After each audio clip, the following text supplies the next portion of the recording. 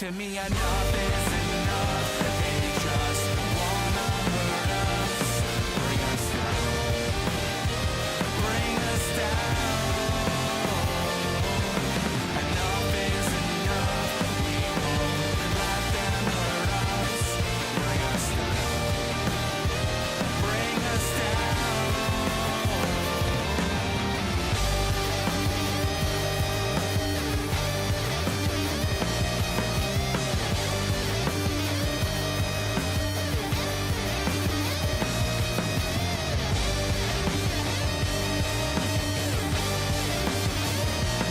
Enough is enough.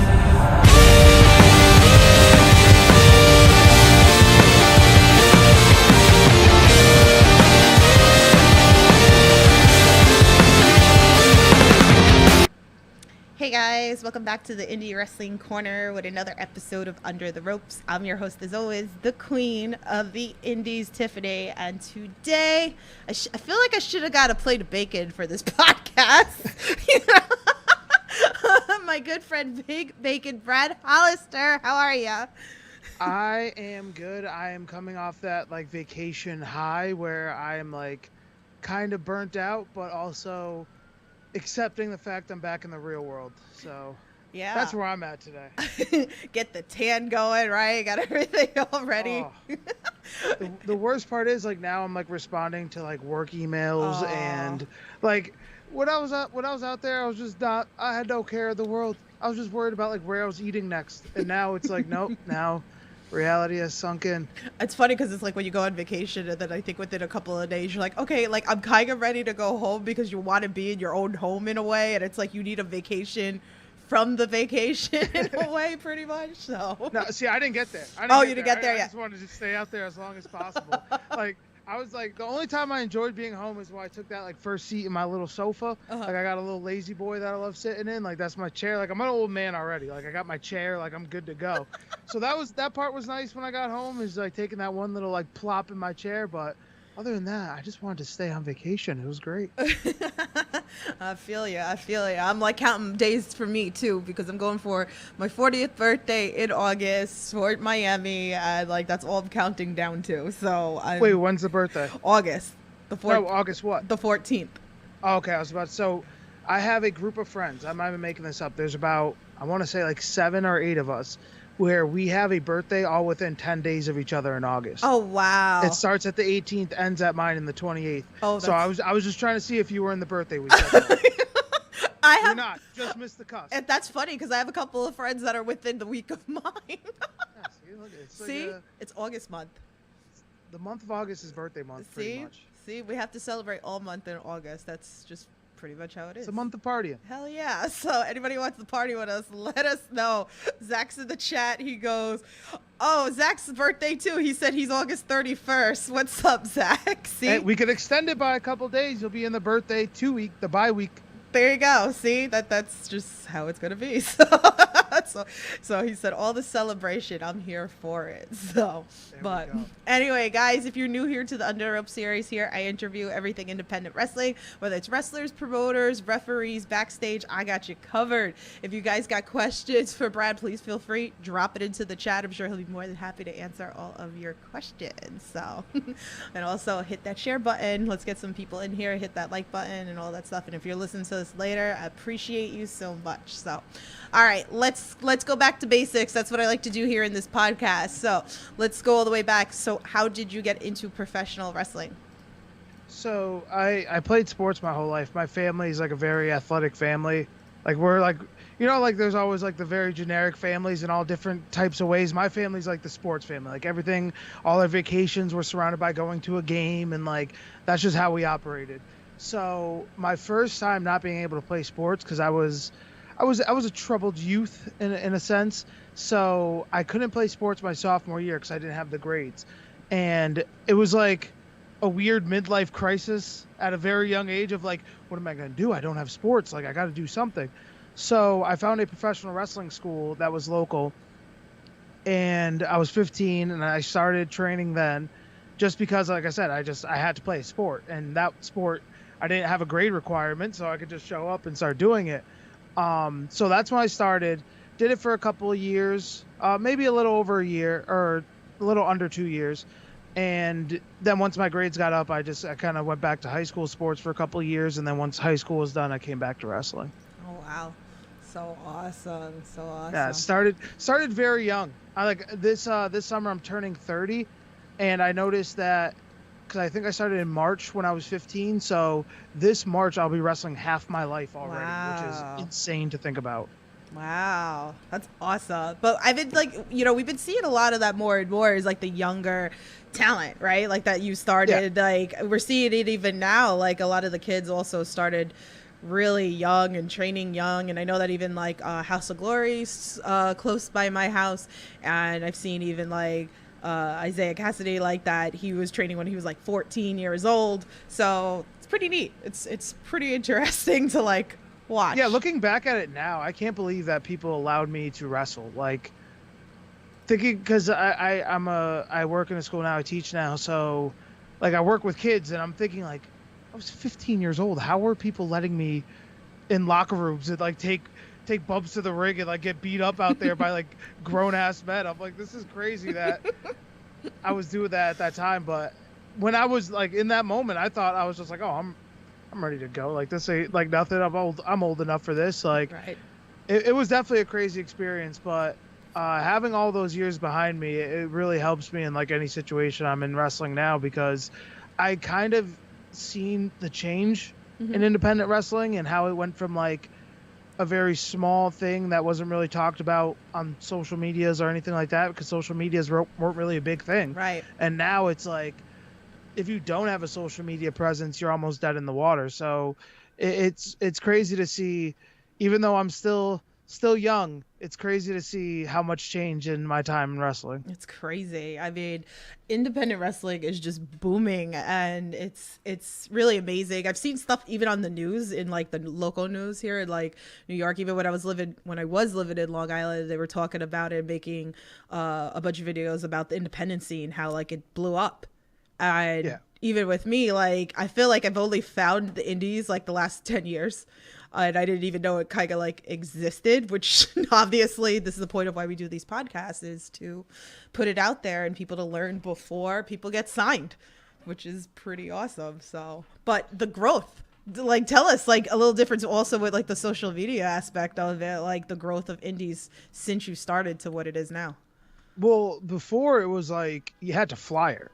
Like that was the way to get people in the show. Like, I mean, you still have to, like that aspect still totally exists in wrestling, but like that was the only way to really reach out to fans, or you were buying TV time for like a local ad time, you know what I mean? And that rarely happened, but it was mostly you had to flyer the town, and you would get a group of like local guys together, or like new guys that were training, which since I was so young, I just did every flyering and every ring crew imaginable, because I was like, oh, this is going to be my chance to get on the show. So you literally go to restaurants, hey, can we hang up this flyer? Can we do this? Can we do that? And like I said, that aspect still exists, but that was like really the only way to do it back then, where now you have that, but you also have social media. You can make groups, tell everyone, okay, this is what we got to share. We got to get this. We got to do that. There's just so many different avenues to really let people know, like, hey, wrestling's happening at this location, at this time, at this date. Right. And before, it was very, very difficult to do that. You had to really put in the grind, where now you kind of can just send things out and just hope for the best. Yeah, it's really cool. So it's like I always say that, like with me being a fan and being a podcaster and kind of like watching and befriending with a lot of you guys that like I see, and I'm not even in it, and like even the little bit that I know, it's absolutely insane to watch, what it's become. So cool.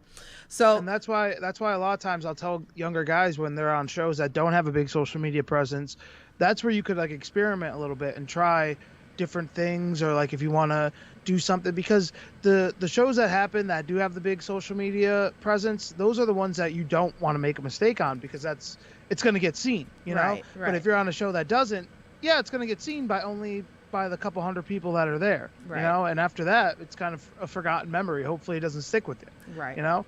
Right. So that's why I kind of tell guys all the time, like when you're on these shows, this is where you really get better. This is where you could really grow as a performer, because you get to try different things and not be afraid if you look like a fool a little bit. Yeah, no, and I always tell people keep like an open mind if like they're only into the mainstream and if they decide to go to like their first indie show, and I'm like, you got to go in there with open mind. And I feel like the indies made me better mentally to kind of understand everything a lot better. So it's like not being as judgmental, where like, again, there's so much negativity on the social world, right? And it's like they like bashed for like the littlest thing. Oh, this person hurt this person, this person. Where I've been at places that people made their debut, and obviously isn't going to be as good as somebody that's been into the business like 10 years, but everybody went through that experience, right? And then it's like you have to understand, like, okay, well, this guy's debuting, like it's the first time, they're nervous, and they're not perfect, where that's why I'm lucky I started so long ago. Yeah, because all that stuff like probably was recorded on like a cassette tape or something where you had to like plug it into a computer with a flash drive and like all this crazy stuff just to get the video. So a lot of my bad matches are probably never going to be seen. So I'm very grateful for that part. That helps. That helps. If I have any future bad matches though, that's on me at that point. I just got to take that one on the chin. But yeah, a lot of my bad matches are never to be seen again, which I'm not too angry about. They're burned pretty much. Because like, do they even sell like the VHS like anymore? Like, I don't know.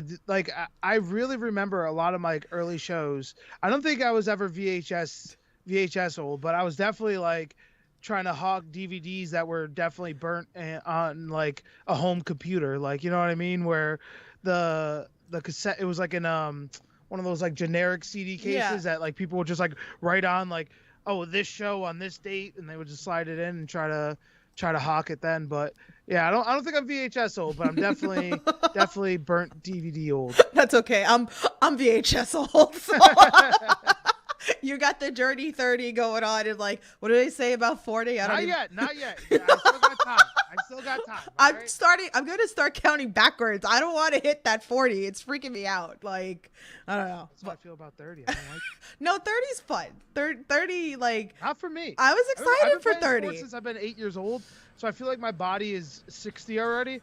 So like, I just don't like 30. Like, I wake up with aches now. That's not fun. I know. Wait, it gets worse. Wait 5 years. It's like. I don't want to. Okay. We really went somewhere with this, but all right. So for a fan of this podcast that's never seen you wrestle before, obviously I've seen you live numerous times, but in your opinion, what's the match that they should check out of yours if they want to become an instant fan of yours? I mean, if you want me to talk about how awesome I am, I could keep going for a while, but no, I would definitely say not most recent match, but one of my more recent matches at Wrestling Open with Alec Price, the submission match. Even though I got totally robbed and screwed, and the referee made a terrible decision that he should honestly lose sleep over every day of his life, but that match was really good. So that would be one check out on IWTV. Another one, I believe it's on YouTube, would be myself and Matt Riddle. That was a good one for Northeast Wrestling. We had two for Northeast Wrestling. Only one of them's up there. I hope both get up there someday, because I really enjoyed both of them. But yeah, those would be the two that came to the top of my head. Yeah. Oh man, we'll get into that. We'll go into that deeper, because that was something that I definitely want to talk about. So, but let's go into this, and then we'll get deeper into the matches. So let's talk about the nickname Big Bacon. So where did it come from? And then with that being said, what is your favorite breakfast? Well, I feel like I have to say bacon. Well, you can do like a whole meal. It doesn't have to be just bacon. Honestly, I'll say this. Country fried steak. Okay. And eggs. Oh, that's a breakfast of champions. That's always like my post-match breakfast. Like if I have a match I'm happy with, like, and it's definitely on a Saturday, because then Sunday morning I'll go to like this local breakfast place nearby and I'll get some country fried steak, because that's just like, hey, you did it, kid. Right. You can enjoy this steak now. You could get a little bit chubby. What was the other question? I'm sorry. The nickname Big Bacon. Where did it come from? So a while ago for Top Rope Promotions, we were doing a group called Team Waters, which was myself, Ryan Waters, Ryan Drew, which Ryan Waters, Ryan Drew, same person. He's a trainer up in up there for top rope. TKO Ryan and Hammer Tunis. And that was like the little stable, like, and we were doing like the real athlete thing, like, because myself and Tunis both had like extensive amateur backgrounds. TKO Ryan was a college baseball player. And during the promo, like, Ryan Drew was just kind of giving us all like different monikers. Like, he was like, oh, Hammer Tunis, this sick individual. And he's like, oh, TKO Ryan, this absolute stud. And he was just like, and he goes, Brad Hollister, this thick cut piece of all-American bacon. And it made us all laugh a little bit. And I say this all the time, when I'm in a tag team with someone, especially if it's someone I get along with, a majority of the match I'm trying to make them laugh. I don't know why. I'm unprofessional, I guess, but I just try to make sure that everyone in the match is having a good time. So with TK, he really thought the bacon thing was funny. So every time we were in a match together and we were tagging, I would hit a move and just go bacon, like those old like bacon strip commercials. And I kept doing it over and over. And then people started bringing signs that would say bacon. And then I made, when Netflix and chill was like a big thing, I made a shirt that said bacon and chill.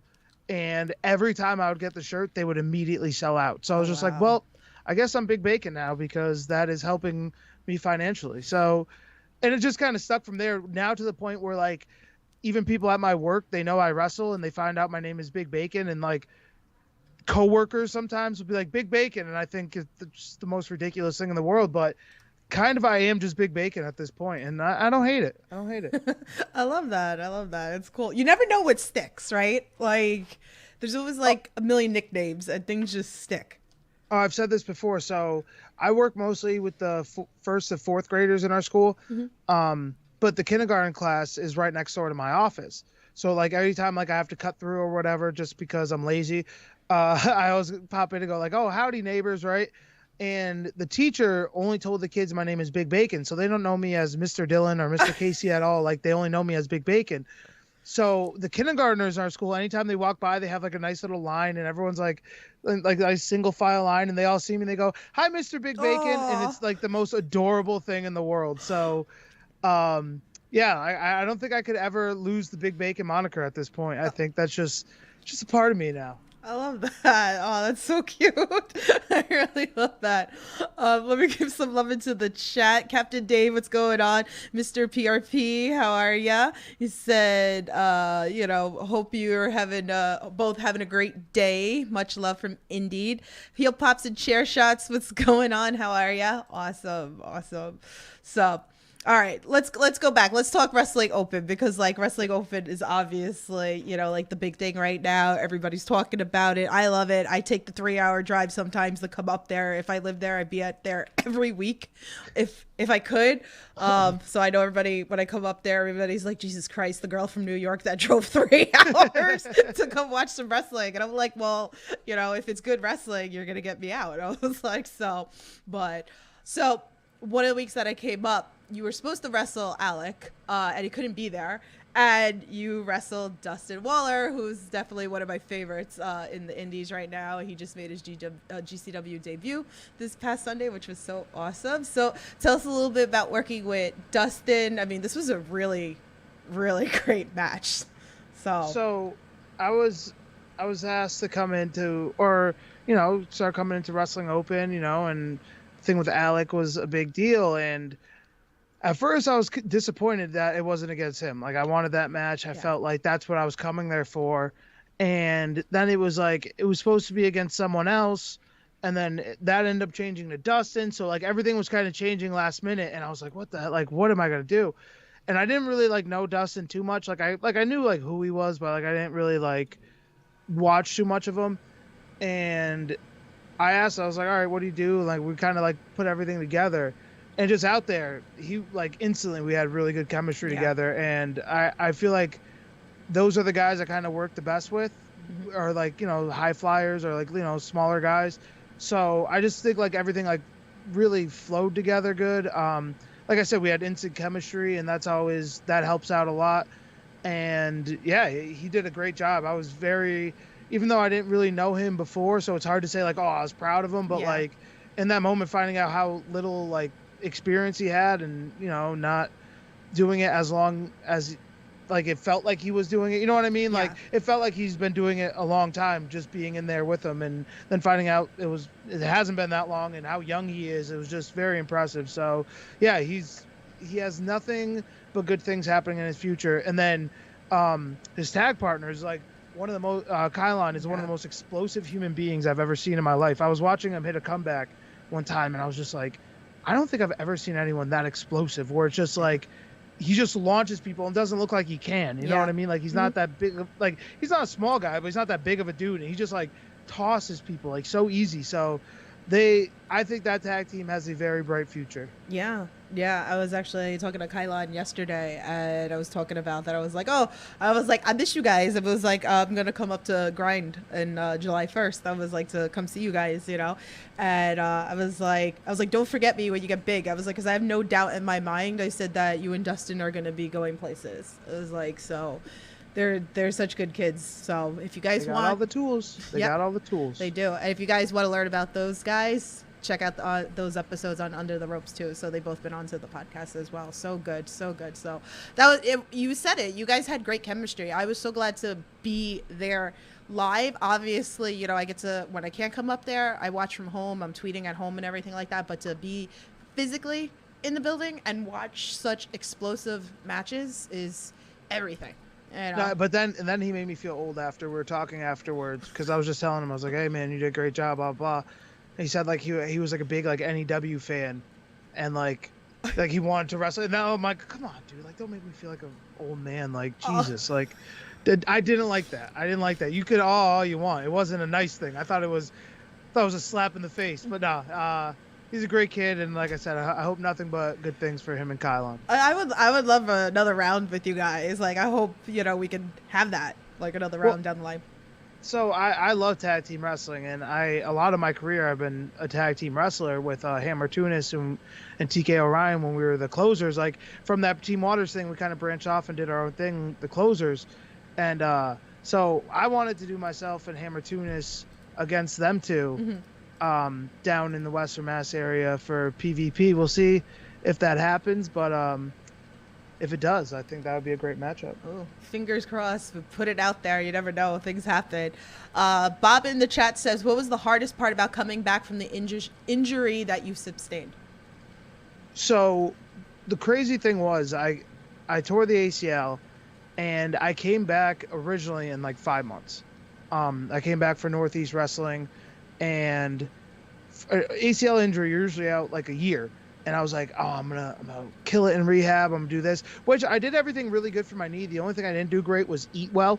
So like I couldn't do as much cardio. So I was heavy, which that's not great for the knee. But like in terms of like the rehab, like I really did apply myself to that part.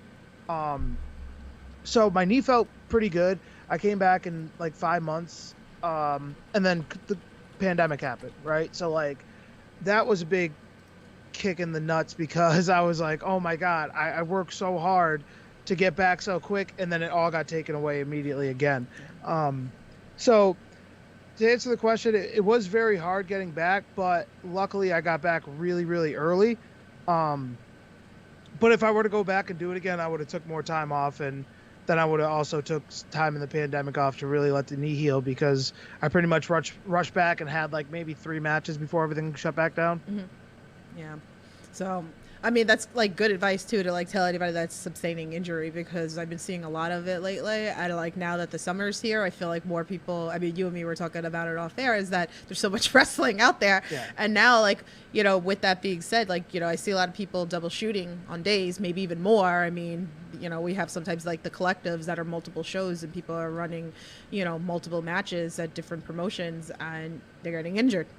Well, the hardest thing is during the injury is the fear of being forgotten, right? Yeah. Like that's a real thing. So you naturally want to get back so quick, but absence makes the heart grow fonder. And I wish I kind of took that lesson of, taking my time, because I came back so soon where like I got that big like surprise reaction, but then it was also like he wasn't really gone that long. You know what I mean? So like I wasn't gone long enough for people to really miss me. You know, like Yeah. and too, like during those 5 months, I was doing commentary on a lot of shows, or I was just being around selling merchandise. So like, I kind of didn't go away, That's good. and I think that kind of hurt the comeback. You know what I mean? Mhm. So it's just like, don't have that fear. If anyone out there is injured or on the shelf right now, don't have the fear of being forgotten. Take your time, come back, because guess what? Even if you do get forgotten, it's not hard to build the name back up if you have talent. So just bet on yourself. Take the time.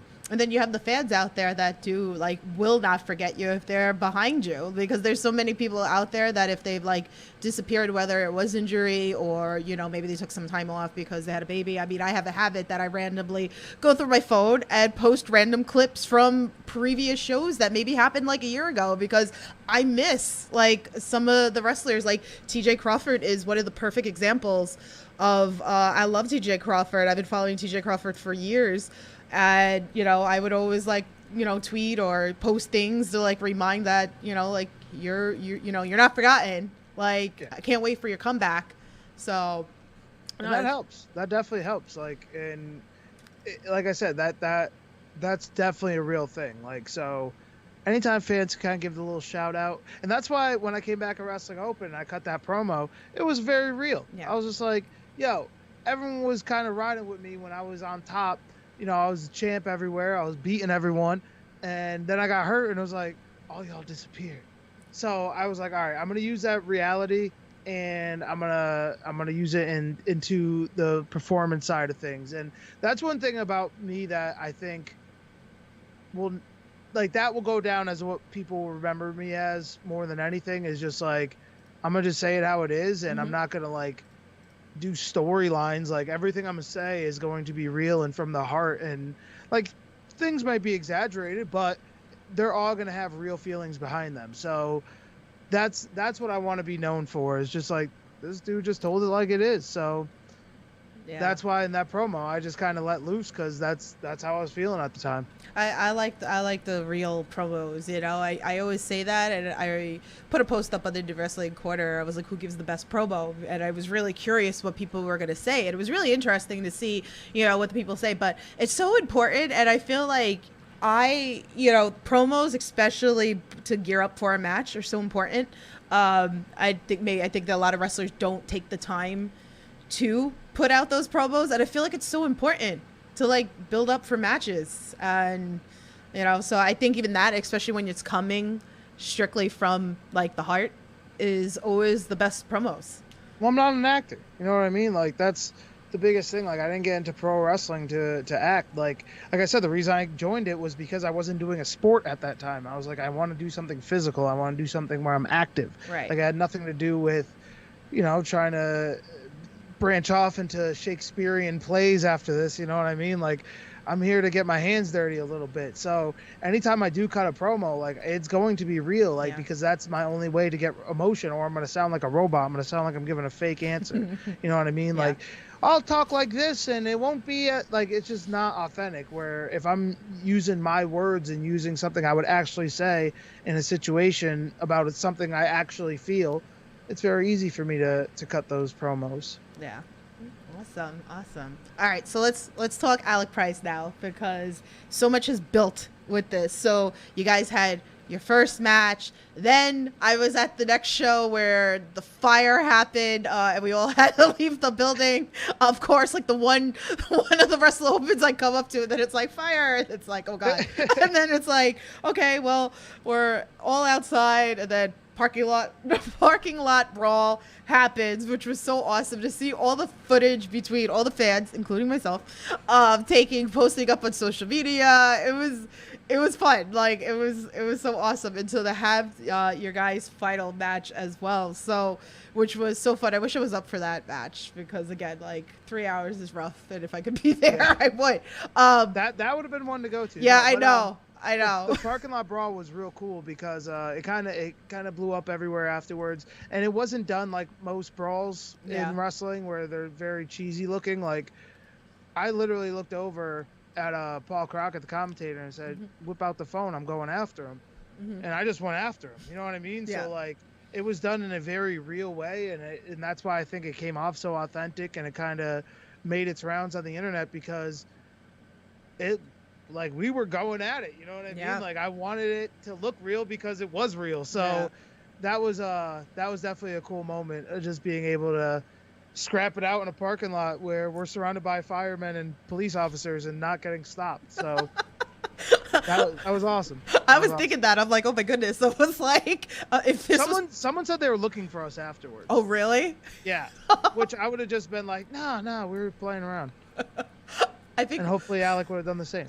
I think one of the funniest thing is that when people were in the parking lot and then they were like, well, Drew, did we hit the quota for the raffle for the $50 gift card?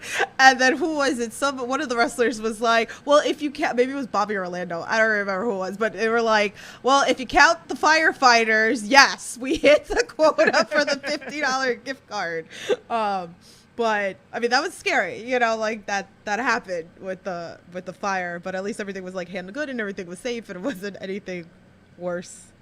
Yeah, and we got than to it fight in was. a parking lot, which was sweet. Yeah, it Like, was fun. and the whole time I was eyeballing him, like, I should just do it. And then I'm like, nah, I want people to see this. Like, so that's why I wanted to make sure there was a camera on it. But yeah, I was ready to go that whole time. Like, I kept eyeballing him. I was just like, second he locks eyes with me, I'm charging him. Like, he better know it's gonna happen. Well, I mean, between ripping off clothes with Alec Price is like throwing it down, come at me, bro, pretty much. And it was fun. So I guess I have to like share that clip a little later again on Twitter if anybody that's listening to this podcast. Yeah, I almost is dropped curious. him with a left hook early. Go back, watch the tape. Yeah. He almost got slept. it was good. And then we had your final, you know, the final match, you know, after, because I was there also when he like called you out. So I just want to keep coming up to Wrestle Open, but you know, I wish I was at that show, but between being thrown at the bars and thrown into the merch tables, poor Rich, 8x10s going flying all over the place. No, so all right. So I'm in the big thing of like, I don't care what people say about wrestling, like no one's gonna question my realness. Like, that ain't gonna happen. Mm-hmm. So when I threw him over that merch table, I knew people were gonna be mad because like, oh my merchandise. So you know what I said? I don't care about your merchandise. So I flipped the merch table and I started stomping them out underneath the table. You know what I mean? Yeah. So I just wanted to put everyone on notice that everywhere I go is my room. Yeah. It was good. Definitely watch that match if you haven't watched that I match. tried to stab him at one point. Oh my I god. did. Jeez. Which again, like I'm an educator as my real job. So like hopefully my students don't see that and be like, oh, we could stab people with pieces of table. Oh god. You're like, that's what I mean. Like, so I gotta keep the two lives separate because I don't want to be a bad influence on my children. Yeah, that's got to be hard, right? Like, you know, like to balance that out. Has that happened to you, or like maybe like a student has like found stuff? Not too much. Sometimes like there's been times where like, oh, I seen you yelling at this guy, and you said ASS, and I was just like, I was really mad, and I apologized after, and they're like, oh, okay. Like I have to like make up some stuff like right in that moment of like, nah. It didn't go down like that. Like I may have said it, but I didn't mean it, and I apologize. Like because that's the right thing to do. Like I have to always like turn it around and make it into like a lesson somehow. But yeah. There's been times where I get questions. That's funny. Lewis in the chat says that brawl was great. Bacon got hands. He goes, that just helped up sales. Match used merch. Yeah, that's a thing. Absolutely. That's really a thing. I know like a lot of fans like you know, all that like merch, if it touched somebody, if there's blood on something or whatever the scenario is. I've seen some really wild stuff in the world of the indies, you know, broken chairs. Something flew at me at the Hammerstein show. I gave it to somebody else. I'm like, it was from this match. Oh, the Chelsea Green, the kendo stick spot. It went flying and I caught it. And I gave it to one of my friends. And I was great like, hands. Yeah. I was like, here you go. I was like, I know I would have kept it, but I knew somebody that like collects all that stuff, so I was like, all right, here. I was like, see, like both have great hands, just in different ways. You for catching, me for banging up faces. That's why everybody dives at me, because at least if the wrestlers are gonna catch them, they know I'm gonna catch them. Got the hands, so now I know that. And so next time I want to try to tear my ACL again, I'm diving towards you. The H2O kids are always diving at me. Always. I'm never diving again. That was 100% a joke. Oof. That's never happening Oof. again. Hell no. I like the ligaments in my knee. Oh man, he's They're just staying gonna in there this time. he's just gonna throw like Dustin or Kylon at me so I can catch them. Like here. Oh, no. See, if now that I know you have good hands, I would throw people away from you so they hit the floor in their heads. You know what I mean? Like that's what I'm going for. Damn. I want damage. I'm done. I can't. You played video games, like Yeah, like, oh, if, I like, know. someone gets damaged, they have less on the health bar. I'm trying to take that health bar to 0. I'm dead. Choke them out, slam them a little bit, get the dub. Oh man, I can't. Bob in the chat says, "What promotion do you work best with as an indie wrestler?" Work best with? I don't know how to answer, like as a wrestler or as like a talent, because sometimes I'm difficult. I will admit that. But I would probably say, like, honestly, like I kind of came into Wrestling Open and it kind of felt like home, like right away. That place is awesome. So I would definitely say Wrestling Open's one of them.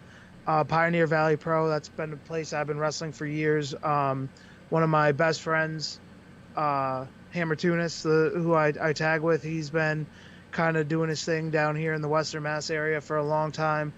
And Northeast Wrestling, obviously. Mm-hmm. Northeast Wrestling gave me a lot of opportunities that really, I feel like, got me to the next level. Like, where when you learn, you kind of, like, you get the basics, you kind of get to a certain point, and then I feel like you get to a next level where you think you understand it, and, like, and that's where, like, kind of PvP, like, was it, like, there? Like, they helped me, like, okay, like, I think I'm starting to get it now. I think I'm starting to get better, and Northeast Wrestling kind of got me that next level of, like, all right, this is how it's done. Excuse me.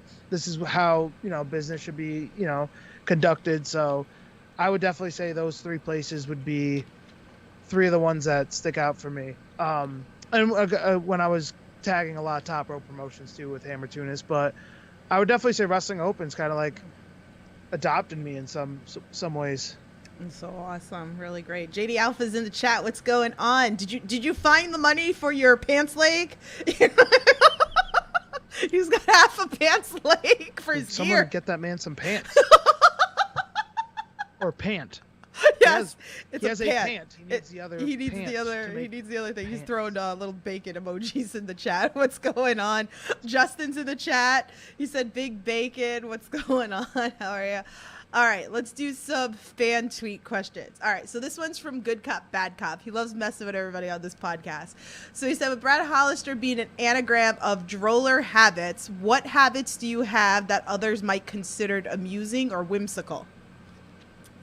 I don't even know what a droller habit is, but I would say I'm a big even number guy, right? Like, so if I have the remote control for television or whatever and I'm messing with the volume, it has to be on an even number or 5, right? Mm-hmm. Like, so it could be like 5, 10, or 5, 15, 25, 35, like that's okay. Mm-hmm. Other than that, it has to be an even number. So I would probably say like that's the most whimsical quirk about me. Mm-hmm. Has to be on an even number.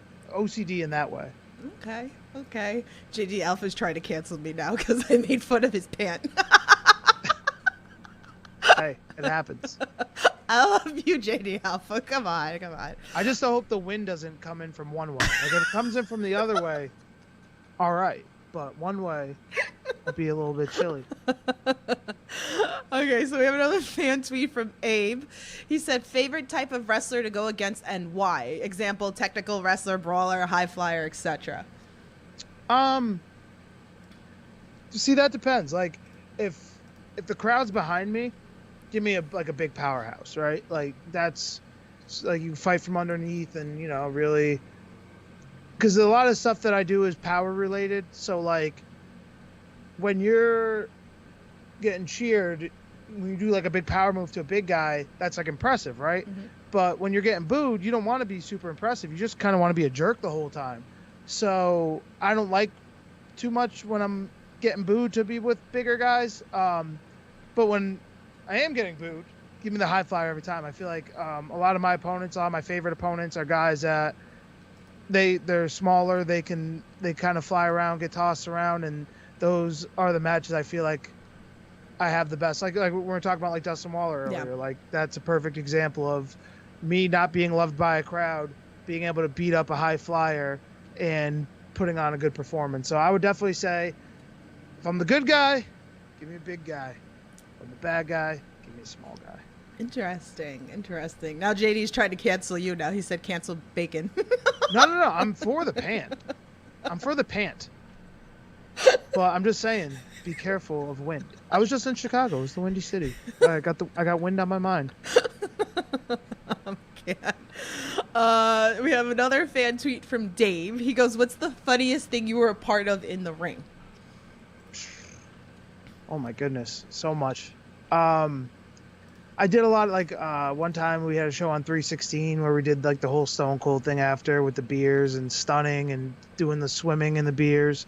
That was a good one. One time me and Hammer Tunis were the match before intermission, so we stripped during intermission for dollar bills, so that was a fun one. I would probably say though, our babyface turn at Top Rope Promotion was probably the most unique babyface turn in the history of pro wrestling, and I wish more people knew about it because we were bad guys there for the longest time, like for years, and we were the tag champs for a while, and we kind of like went through all the teams. It was like, what do we do at this point? Like, I don't want to just get lost in the shuffle. So the crowd was kind of turning us themselves. Like the crowd was starting to get behind us, even though we were not supposed to be getting cheered. I think it was just eventually they're like, all right, these guys, we've seen them for a year. They keep putting on good matches. Like, it's hard to hate them at this point. So our babyface turn, we did the Dirty Dancing Time of Our Life after one of, like, we made a save for a good guy. Mm-hmm. And then, so the crowd was behind us for that. And then we just started playing the song. And then we ended up doing like the big lift at the end. And like crowd went nuts for it. And that was our babyface turn, was the Dirty Dancing, the Dirty Dancing dance. So I would say that was probably the most fun I've had in the ring because I got to lift up one of my best friends in the world at the time of my life. So it's a great time. That's funny. That's great. I love that. What's up, Everything Pro Wrestling? Go check out Conrad. He's got you covered with AEW reviews and more. Go give him some love. Thanks for coming in here. Appreciate you. All right. So a lot of stuff is backstage. More like the funny stuff is more backstage than is in the ring. But there's been some good ones in the ring. That's why, like, some of the promotions, I get to go backstage. I get to get some fun interviews and stuff at certain promotions. So that's why you should be subscribed to Indie Wrestling Corner too, because you never know where I'm going to be backstage at. So when you get to there's a reason. You get to see some fun stuff backstage. So hopefully one day I'll be able to get backstage with Wrestle Open. That's some goal. I'd love to do some backstage stuff for there. So we'll see. All right. So I actually love this question because this was brought up at another interview. So pre-match meal and post-match meal. All right, so I recently lost a lot of weight, so I've been dieting really, really well. But I would always say before the match, I either have to have beef jerky is definite. Like anytime I'm on the way to a show, beef jerky, and then an energy drink. Those are always like two of my go-tos on show day. But I would say after the show, especially because how hardcore I've been dieting lately, I always will do a bag of chips. Not one of the huge bags, but like one of those like individual bags. Mm-hmm. That will always be like my reward for being on a really good diet that whole week, is I'll do a bag of chips on the way home. So pre-match, beef jerky, energy drink, post-match, usually Cool Ranch Doritos, sometimes the Flamin' Hot Cheetos. Okay. I feel like, somebody needs to get on like an energy drink just for the wrestlers, because that seems to be the massive thing in wrestling, that everybody's got energy drinks or drinks the energy drink. So I feel they go in waves though. They go in waves. Like you see like everybody, like when Bang first came out, like everybody had Bang. Right. But my staple is always the sugar-free Silver Monster. Like that's the one that no matter how many other energy drinks I try, I come crawling back to the Silver Monster. That's the one. That's the one that has my heart. So a lot of people go with the trendy one. So like you'll see different energy drinks come and go, but Silver Monster always stays. There you go. Maybe we could get you sponsored by them. And then you get like a whole shit. Probably not, but let's hope. No, don't say that. You got to think positive. You got to like. Oh no, I'm positive. I'm probably never getting Monster sponsorship. But hey, it would be nice. Hey, we're trying. All I would ask was for free monster. I wouldn't even want to be paid. I'd be like, hey, just give me some of the silver monsters. I know you guys got a ton of them. Send some to me, and I'll say nice things. I'm saying nice things for free right now. There you Imagine go. how nicer things I would say if I was getting them for free. See, you guys should tweet them and tell them that, like to get them, get them sponsored by it. That's it. Like just some free drinks. You never know. You never know. Let's go. They sponsor UFC. I train, so there we go. There you go. I'm basically a UFC fight. No, I'm just kidding. Those guys are killers. Lewis said you got to try the Flamin' Hot Cool Ranch Doritos. Those are awesome. Absolutely. I had some in Chicago because I was like, when we first landed, I'm one of those, like, I'm an old man when it comes to vacations. I was like, all right, let's go to a store and get stuff for the hotel just in case we come home and we're hungry or thirsty or whatever. And there was a big bag of them. I was like, what the hell are these? So I got them. Yo, bomb. I agree. I'm with you. It takes my two favorite chips and combine them, really. So, yeah. Sign me up. There you go. All right. This is one of my staple questions on this podcast. What's the craziest thing a fan's done to get your attention? Oh my goodness. So it was my first match ever. It was, I think, like right before I turned 16. And this guy, he was hammered. There was like 15 people in the crowd. This one dude was hammered and he was just like, Holliston. Like the whole match, Holliston, like, and for like the longest time, like my first group of people I started training with, they would always go the drunk like Holliston, and like he's like, I got you hat, Holliston. Like it was just the guy was hammered. So that was a crazy one. A lot of times it would be like my buddies that will come to the show and they're trying to like mess with me from the crowd, which again, I am not very professional. So I'll just start joking back with them half the time. So I think people try to get me, but in the end I end up turning around and getting them. That's great. All right. It's like, you want my attention, I'll give it to you. But I'm going to give it to you so much where you're going to be embarrassed that you have this much attention on you right now. You know what I mean? Like I'm that kind of guy. Where it's like, okay, go ahead. Like, you want to make it about you? Fine, we'll make it about you. This whole thing could be about you. And then they don't like it when it's about them at that point. I'm kind of like bad for that too. I could do it, but I only do it to certain people that I like mess with people. So obviously, like a lot of people keep talking about me and Mike. Skyros is the feud of 2022 because whenever I see him, I torture the shit out of him. Well, did you see that fan in that match with Alec Price? Like Paul Crockett shared the clip. Yeah. Where like he's like trying to get in my face like from outside the ring. Yeah. So I was like, all right, you want to make this about you? I walked out of the ring. I just stared him down, and like you see like the fear of God go through his eyes because I was like, all right, we'll make this about you, and I just stared at him. He's just like, oh, I don't want this to be. That about was just me posted anymore. recently too. That's the funny. Yeah. thing. So like. That's definitely like that's kind of my vibe where it's like, all right, fine, we'll make the show about you till you don't like it anymore and you're like, oh, I'm sorry, I'll never do that again. I will not do that to you, but that's okay. I do it to Mike, so it's like There you go. he rips my signs up and yells at me every time he sees me at Wrestle Open. So Don't get me started on ripping signs. I'm all It's for not it. smart. So It's not smart because, okay, I'm going to get on a rant here because this is one of the things I hate in wrestling. okay. Bad guys come out during their entrance. They take a fan sign and they rip it up. You know how much cooler it would look if you're beating someone up in the heat and you see like a sign for you in the crowd? Rip it up after the match. Why are people ripping up before? Think about it. You want to look like people are there to see you. Why would you rip a sign about you before you wrestle? I never understand that. Like, I will never rip a sign before a match. After the match, if I lose, okay, that makes sense. Yeah. You rip it then. But like, you don't rip it on the way to the ring. What are you thinking? So many guys do it. Don't do it. Yeah, if you're a bad guy, you're listen right. to me right now. You're right. I've had both. Wait after. I've had both. I've had the people that come out and rip my signs Oh. right at the beginning, right? And again, like if you're gonna make signs, you have to have the thought in your head that they're gonna get ripped, so you can't get upset. Okay, like you know, like I already know, like the stuff that I do that I antagonize some people, like I know what I'm getting myself into. So some people get like really bent out of shape. So know that what you're getting into. So when I make these signs, I know they're gonna get ripped, and I don't get upset. I'm not anti-rip. I'm just anti-entrance rip. Yeah. No, that Time makes out sense. your rips, guys. Mr. PR says Brad's ring IQ is so high he has signing psychology. Thank you. But you're right though, like, you know, like I didn't really Like, think about it until you said it. You see me like with these like pictures of me doing these nice German suplexes all the time. Someone had a sign that said like Big Bacon sucks and I'm doing a cool German suplex and there's a sign in the back. Yeah. That makes the picture so much cooler. Yeah. What?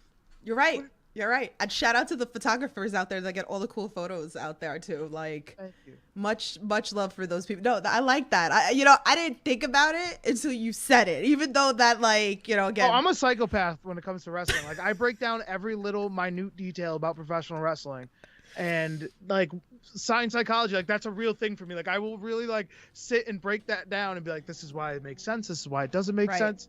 Like, I have a problem.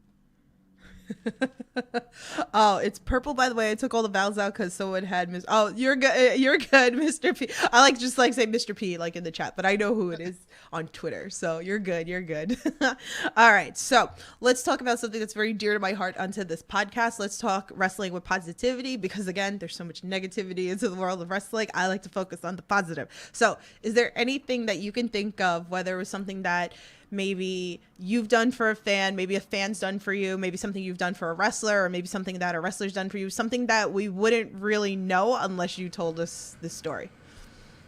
Definitely a couple things. Like one time, I'm a huge Tennessee Titans fan, which that's like a very random football team to be a fan of. A fan brought me like a Tennessee Titans mug during a meet and greet one time for Northeast Wrestling. So like that one was really cool. I drink out of that mug like every morning to this day, because it's a Tennessee Titan mug. Like makes me start my day off like nice and fresh. So that was definitely a cool one. Anytime I don't know if it's because I work with kids or like anytime you could do anything for kids, like, cause to kids, like this is all legit to them. You know what I mean? Like we are like fighters and we're superheroes and we're over the top characters. So like, anytime you can do something like with kids, like even if I'm a good guy, bad guy, whatever it is, like if it's an adult, I'll be a jerk, right? If I'm a bad guy, I don't care. Like you're an adult, you should understand I'm performing right now, right? But like if it's a kid, I don't care what I am. Like I'm never gonna be a jerk to a little kid that's trying to get an autograph, because like I said, we're like superheroes to them. So anytime you could do like a meet and greet with one of them, like that's always a really cool thing. In terms of wrestlers, like I said, Hammer Tunis is one of my best friends. So like there's been times where like we've crashed at each other's places for a while. Like, so he's definitely like pretty much my like best friend. Like we work together too. Like we both work in the school. So like I could go on all day about all the stuff that him and I do for each other. So yeah, but I would definitely say if we're talking about the fans, anything with kids is just awesome. Makes you feel like $1 million, makes them feel like $1 million. And you know, you got to be good. You got to be good to the young ones. Yeah. And even like the ones, shout out to the ones with disabilities, because I have a lot of friends that have kids that have disabilities, and me like just experience, because again, like my goddaughter has a little bit of a disability. One of my close friends, you know, she's got a disability too. And just to watch what the wrestlers do, you know, for them, or even like the little kids too, like it's amazing. So that's why I like to focus about that on this podcast, because I feel like this, you know, these things aren't seen as much. So I like for you guys, like when you share that, because it's a lot and it should be showcased. So thank you for sharing that. No, it's not it, but it's not about, it's about helping those people, like, you know, just get through their day a little bit easier, or like, you know, with kids especially, like helping them you know, have goals and aspirations, and giving them a sense of motivation that they can do it. Like the school district I work in is, you know, is very poor. Like it's a very poor district. So I kind of will always push them to accomplish their dreams, because I'm still following my dream in a sense. So I just think being able to give motivation to kids is just, that's what we do. Like that's what more people should focus on. Yeah, definitely. So I have 2 final questions for you. If anybody else has any questions, feel free, drop it into the chat. So we're like halfway of like 2022. So what are some goals that you would like to hit by the end of the year? I want a main event WrestleMania. No, I'm just kidding. That passed. Honestly, like I'm not really goal oriented with professional wrestling. Like I'm Mhm. very like let's just see how it goes. I'm not a big reacher outer. Like I'm not like, oh, hey, can you give me a spot on the show? Like I've done that before, but like very rarely.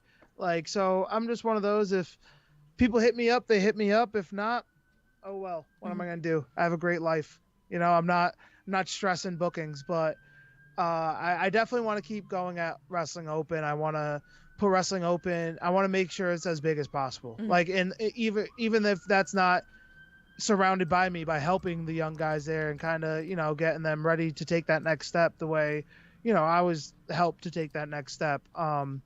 So that honestly, that would probably be my biggest goal now that I'm thinking about it. If I did have to narrow it down and figure out a goal, it would be just to make Wrestling Open as big as possible. Yeah, that it really should be. So it is like a big hot thing, and I know a lot of wrestlers that are trying And to it get can up only there. grow. Yeah. So I love it. I mean, you guys should be watching it every Thursday, 8 o'clock. Actually, I have the poster here with you on it, so that I have it flashed on the screen for anybody that's interested. So definitely go. I mean, you can't go wrong for $10. Like 2 hours nonstop wrestling. Let's go.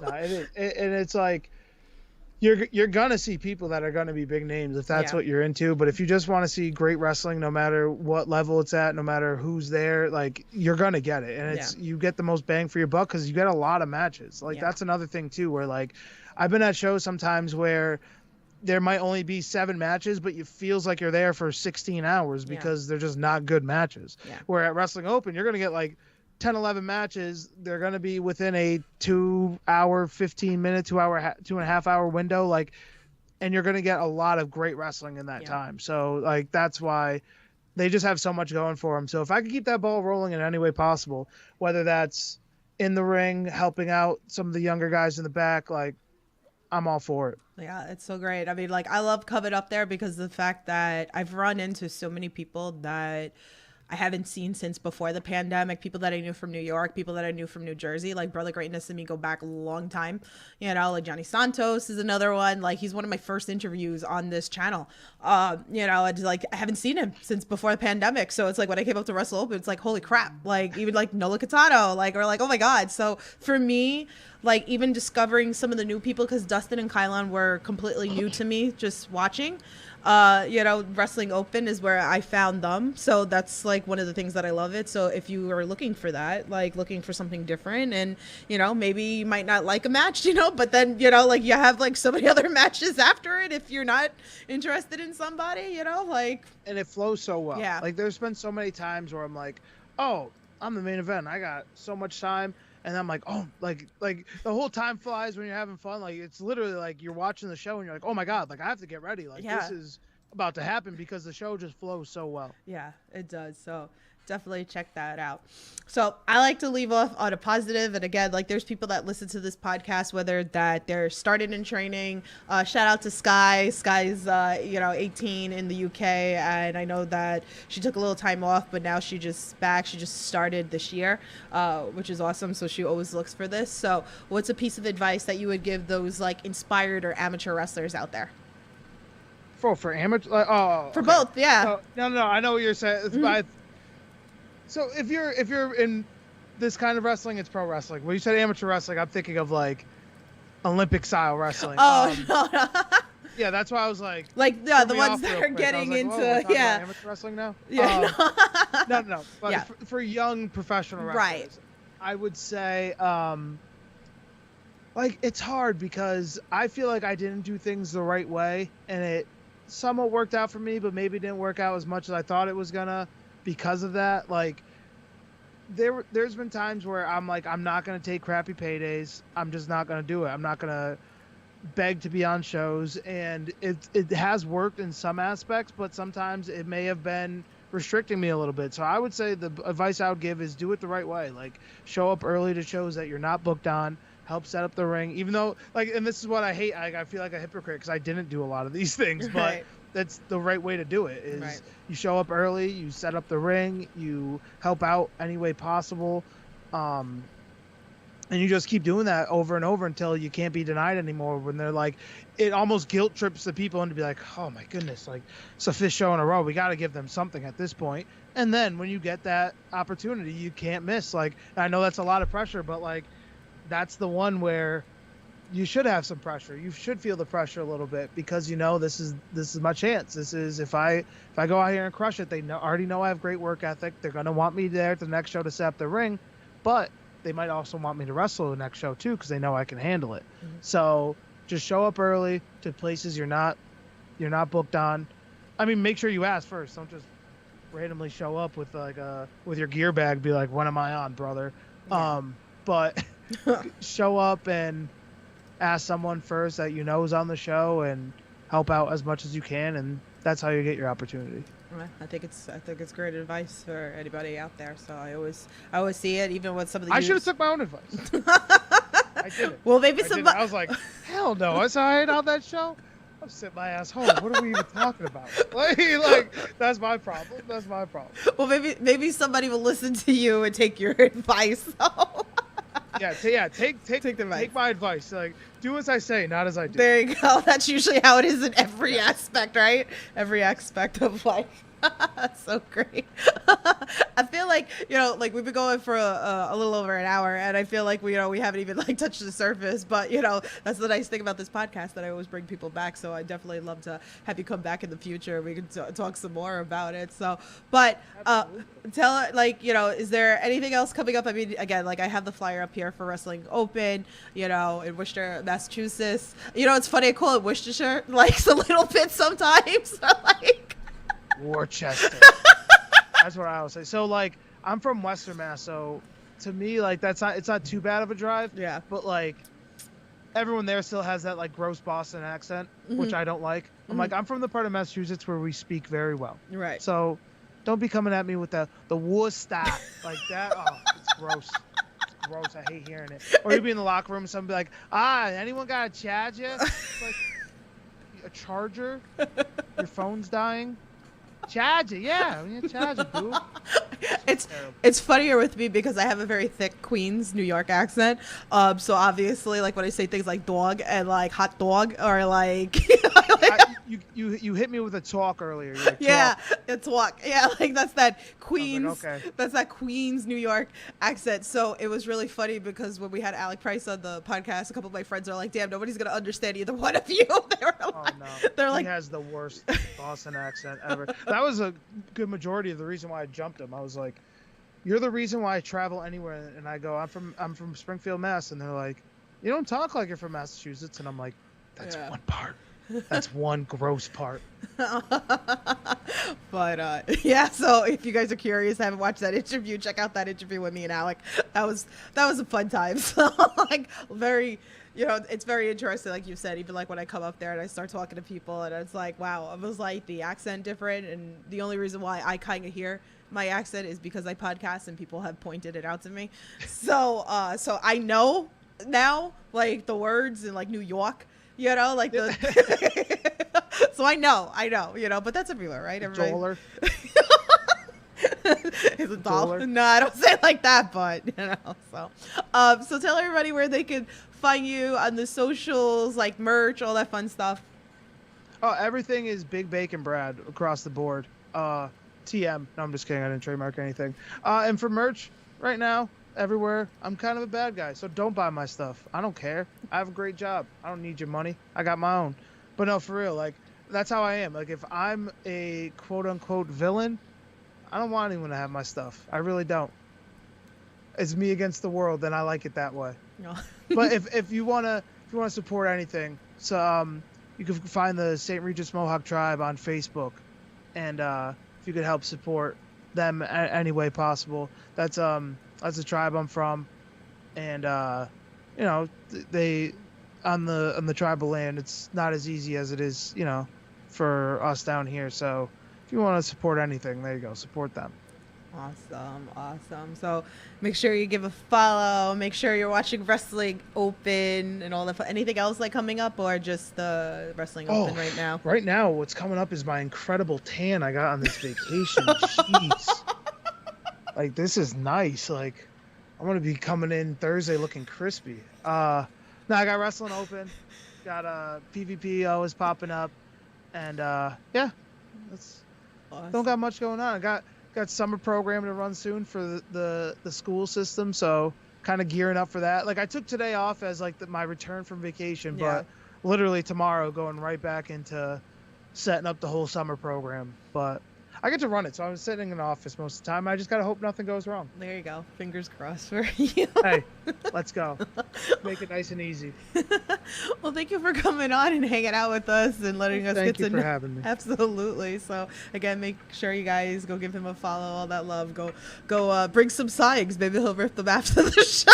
Yeah, or not, or just let you keep them. So maybe in other matches, people look like they're talking about me too. See, this is why you don't rip signs. Like imagine it's two other guys that have nothing to do with you, but they're holding up big bacon signs. See what I mean? You don't rip signs, people. Let the signs live. Let them live. God. Well, with that being Hashtag let the signs live. Oh God, I can't. But yeah, but anyway, guys, thank you so much for hanging out with us. Thank you for all your support, all your questions, all that fun stuff. Tomorrow I'm back with Brick City Boys. 1 o'clock Eastern Standard Time. Do you have a message for Brick City Boys that you want me to pass on to them tomorrow? Not for them. I don't got any beef with them. I think everything good with them. Tyree Taylor, tell him I'll smack him in the head next time I see him. Smack him so hard his head will go into orbit. Trust me. He don't want that smoke. He act like he want that smoke, but he don't. Like, people in the locker room fear him, but it's not the same way they fear me, right? Like, if he came in asking to play like, oh, hey, let's put on some hip hop, and I walked in and said, let's play some country music, it would be a hoedown in that locker room. Trust me. Well, Even though I hate country music, I wouldn't want to play it anyways, but if I wanted to, we would. Trust me. well, He don't want that smoke. there you have it. So make sure you're tuned into Wrestling Open the next couple of weeks. You don't know what's gonna happen, so make sure. I'll tell you, I'm about to give him these hands. I don't know if it's gonna be sanctioned or not. If it's not sanctioned, that's fine with me. Y'all see me, like I said, that left hook almost dropped him in the parking lot. I'll hit him with the 3-piece and the soda. You know what I mean? Well, there you go. So make sure you stay tuned. So, but guys, thank you so much for hanging out with us. I'll see you guys tomorrow. Stay safe, support independent wrestling, and I'll talk to you guys soon. Have a good night.